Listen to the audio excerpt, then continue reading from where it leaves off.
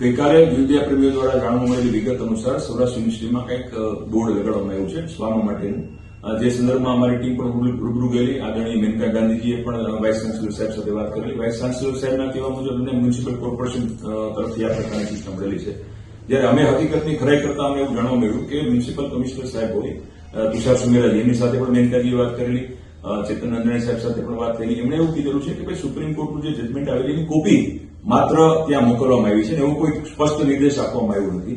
હકીકતે supreme કોર્ટનું judgement એવું છે કે સર્વપ્રથમ કોઈ પણ શહેરમાં આ શ્વાનો માટેના ખૂબ મોટા પ્રમાણમાં શેલ્ટરની વ્યવસ્થા કરવામાં આવે, તેની સારવાર માટેની વ્યવસ્થા કરવામાં આવે, તેના એનિમલ બર્થ કંટ્રોલ અંગેના પ્રોગ્રામની ઇન સ્પિરિટ વ્યવસ્થા કરવામાં આવે. ત્યારબાદ જ જાહેર સ્થળોથી, અને એ પણ એવી જગ્યાએ હતી કે ત્યાં કદાચ કોઈ પણ પ્રકારનું મનુષ્યને જોખમ ઊભું થતું હોય તો અને તો જ શિફ્ટ કરવાની વાત છે.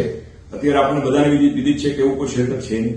આજે 100 શ્વાનોની વાત ચાલે છે, સૌરાષ્ટ્ર યુનિવર્સિટીમાં 100 શ્વાનો છે, તો એનું રાખશો ક્યાં? હવે તમે એને ખાવાનું બંધ કરી દો, તમે એને પીવાનું બંધ કરી દો, તમે એની સારવારની વ્યવસ્થા બંધ કરી દો, તો કમનસીબે આ 100 શ્વાનો મૃત્યુ પામી ગયા તો ભયાનક રોગચાળો ફેલાશે અને એના આખું રાજકોટ એની સજા ભોગવશે.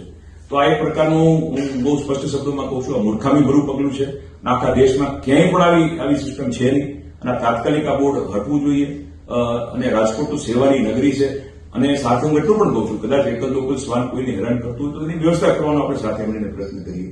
અને જેમ મનુષ્યની આ પૃથ્વી છે એમ આ શ્વાનોની પણ છે, અબોલ જીવોની પણ છે. જો આપણે મનુષ્ય તો મનુષ્યનું સૌથી વફાદાર મિત્ર છે.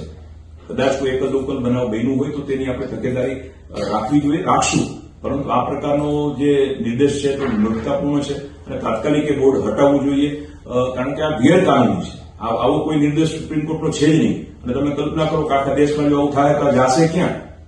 ના જાશે તો કમનસીબી કરી માંદા પડશે તો એના વાયરસ આપણામાં ફેલાવાના છે, કારણ કે આપણા વાયરસ જે મનુષ્યમાં જાય એ એના વાયરસ આપણામાં આવવાના છે.